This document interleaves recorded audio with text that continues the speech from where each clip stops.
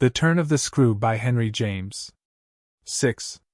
It took, of course, more than that particular passage to place us together in presence of what we had now to live with as we could, my dreadful liability to impressions of the order so vividly exemplified, and my companion's knowledge, henceforth, a knowledge half consternation and half compassion, of that liability.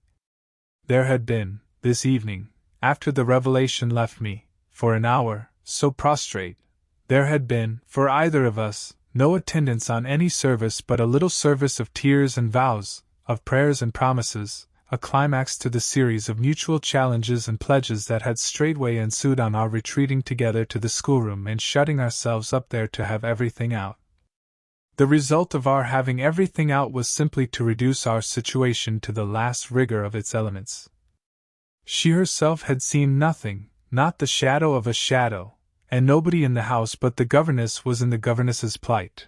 Yet she accepted without directly impugning my sanity the truth as I gave it to her, and ended by showing me, on this ground, an awe-stricken tenderness, an expression of the sense of my more than questionable privilege, of which the very breath has remained with me as that of the sweetest of human charities.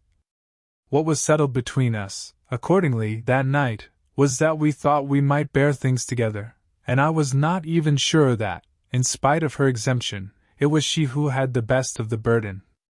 I knew at this hour, I think, as well as I knew later, what I was capable of meeting to shelter my pupils, but it took me some time to be wholly sure of what my honest ally was prepared for to keep terms with so compromising a contract.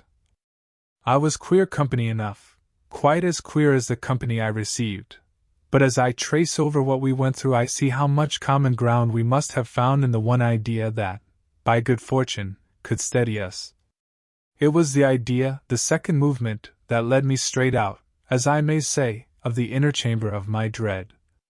I could take the air in the court, at least, and there Mrs. Groves could join me. Perfectly can I recall now the particular way strength came to me before we separated for the night. We had gone over and over every feature of what I had seen. He was looking for someone else, you say, someone who was not you. He was looking for little Miles. A portentous clearness now possessed me. That's whom he was looking for. But how do you know? I know. My exultation grew. And you know, my dear! She didn't deny this, but I felt, not even so much telling as that. She resumed in a moment, at any rate. What if he should see him? Little Miles? That's what he wants.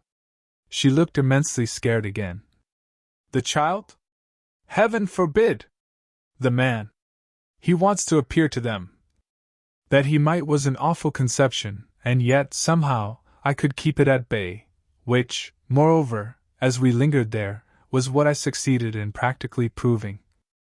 I had an absolute certainty that I should see again what I had already seen, but something within me said that by offering myself bravely as the sole subject of such experience, by accepting, by inviting, by surmounting it all, I should serve as an expiatory victim and guard the tranquillity of my companions. The children, in especial, I should thus fence about and absolutely save. I recall one of the last things I said that night to Mrs. Groves. It does strike me that my pupils have never mentioned. She looked at me hard as I musingly pulled up. His having been here and the time they were with him? The time they were with him, and his name, his presence, his history in any way. Oh, the little lady doesn't remember. She never heard or knew. The circumstances of his death? I thought with some intensity. Perhaps not. But Miles would remember, Miles would know. Ah, don't try him, broke from Mrs. Groves. I returned her the look she had given me. Don't be afraid. I continued to think. It is rather odd. That he has never spoken of him? Never by the least allusion. And you tell me they were great friends? Oh, it wasn't him. Mrs. Groves with emphasis declared. It was Quint's own fancy. To play with him, I mean, to spoil him. She paused a moment, then she added. Quint was much too free.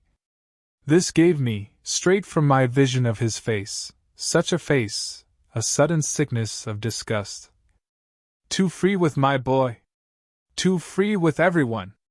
I forbore, for the moment, to analyze this description further than by the reflection that a part of it applied to several of the members of the household, of the half-dozen maids and men who were still of our small colony. But there was everything, for our apprehension, in the lucky fact that no discomfortable legend, no perturbation of scullions, had ever, within anyone's memory attached to the kind old place.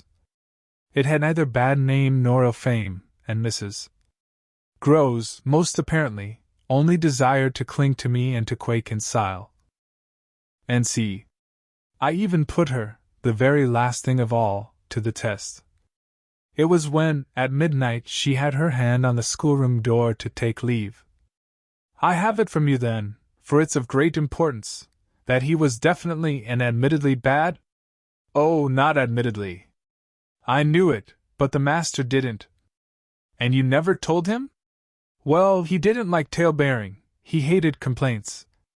He was terribly short with anything of that kind, and if people were all right to him, he wouldn't be bothered with more?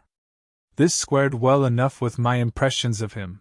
He was not a trouble-loving gentleman, nor so very particular perhaps about some of the company he kept. All the same, I pressed my interlocutress. I promise you I would have told. She felt my discrimination. I dare say I was wrong. But really I was afraid. Afraid of what? Of things that man could do. Quint was so clever. He was so deep. I took this and still more than, probably, I showed. You weren't afraid of anything else? Not of his effect? His effect? She repeated with a face of anguish and waiting while I faltered. On innocent little precious lives. They were in your charge. No, they were not in mine, she roundly and distressfully returned. The master believed in him and placed him here because he was supposed not to be well and the country air so good for him. So he had everything to say. Yes, she let me have it. Even about them. Them, that creature? I had to smother a kind of howl. And you could bear it? No. I couldn't, and I can't now. And the poor woman burst into tears. A rigid control, from the next day, was, as I have said, to follow them, yet how often and how passionately, for a week, we came back together to the subject. Much as we had discussed it that Sunday night, I was, in the immediate later hours in especial, for it may be imagined whether I slept, still haunted with the shadow of something she had not told me. I myself had kept back nothing, but there was a word Mrs. Groves had kept back. I was sure, moreover, by morning, that this was not from a failure of frankness, but because on every side there were fears. It seems to me indeed, in retrospect, that by the time the morrow's sun was high I had restlessly read into the fact before us almost all the meaning they were to receive from subsequent and more cruel occurrences. What they gave me above all was just the sinister figure of the living man, the dead one would keep a while, and of the months he had continuously passed at Bly, which, added up, made a formidable stretch. The limit of this evil time had arrived only when, on the dawn of a winter's morning, Peter Quint was found, by a laborer going to early work, stone dead on the road from the village, a catastrophe explained, superficially at least, by a visible wound to his head, such a wound as might have been produced, and as, on the final evidence, had been, by a fatal slip, in the dark and after leaving the public house. On the steepish icy slope, a wrong path altogether, at the bottom of which he lay. The icy slope, the turn mistaken at night and in liquor, accounted for much, practically, in the end and after the inquest and boundless chatter, for everything. But there had been matters in his life, strange passages and perils, secret disorders, vices more than suspected, that would have accounted for a good deal more. I scarce know how to put my story into words that shall be a credible picture of my state of mind, but I was in these days literally able to find a joy in the extraordinary flight of heroism the occasion demanded of me. I now saw that I had been asked for a service admirable and difficult, and there would be a greatness in letting it be seen, oh, in the right quarter, that I could succeed where many another girl might have failed. It was an immense help to me. I confess I rather applaud myself as I look back, that I saw my service so strongly and so simply. I was there to protect and defend the little creatures in the world the most bereaved and the most lovable, the appeal of whose helplessness had suddenly become only too explicit, a deep, constant ache of one's own committed heart. We were cut off, really, together, we were united in our danger. They had nothing but me, and I had them. It was in short a magnificent chance. This chance presented itself to me in an image richly material. I was a screen, I was to stand before them. The more I saw, the less they would.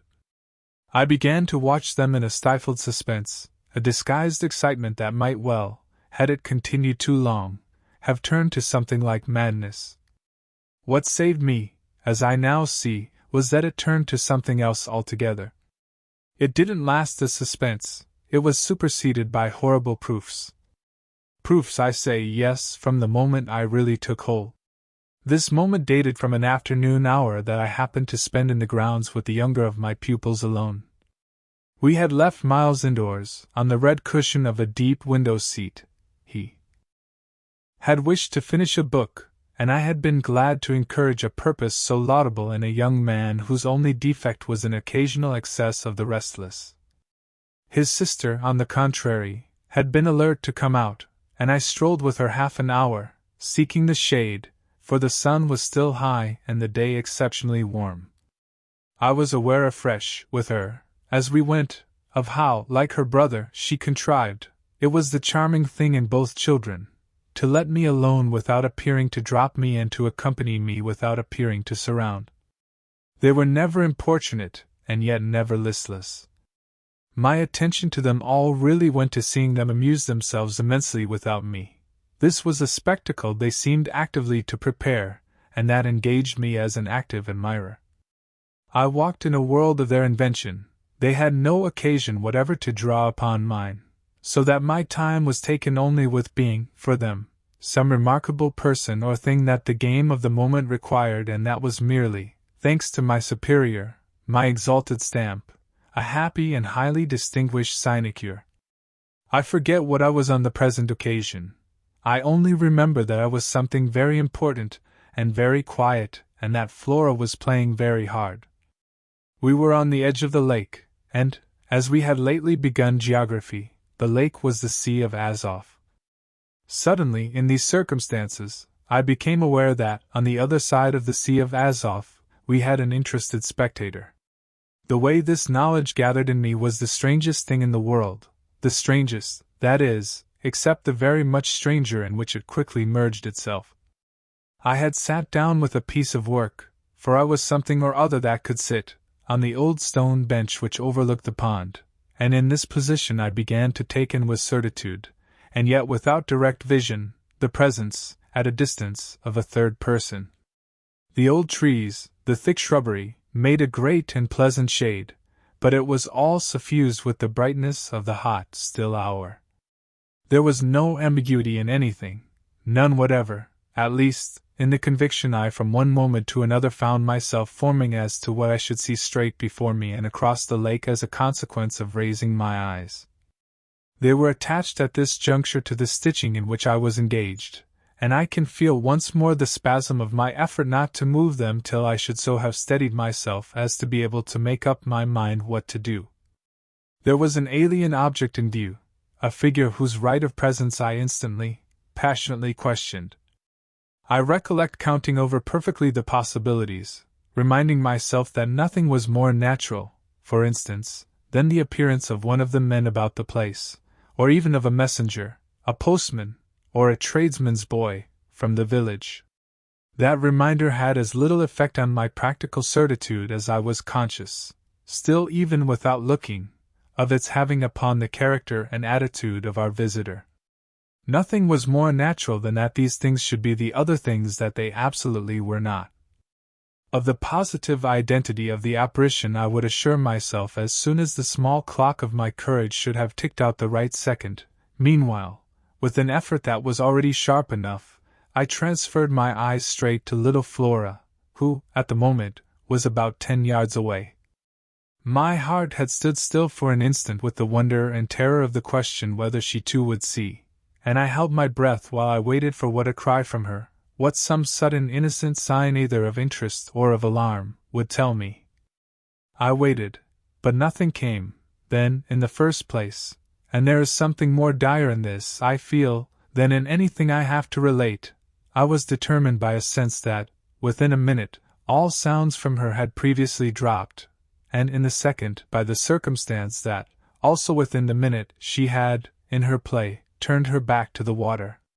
This was her attitude when I at last looked at her, looked with the confirmed conviction that we were still, together, under direct personal notice. She had picked up a small flat piece of wood, which happened to have in it a little hole that had evidently suggested to her the idea of sticking in another fragment that might figure as a mast and make the thing a boat. This second morsel, as I watched her, she was very markedly and intently attempting to tighten in its place. My apprehension of what she was doing sustained me so that after some seconds I felt I was ready for more. Then I again shifted my eyes. I faced what I had to face.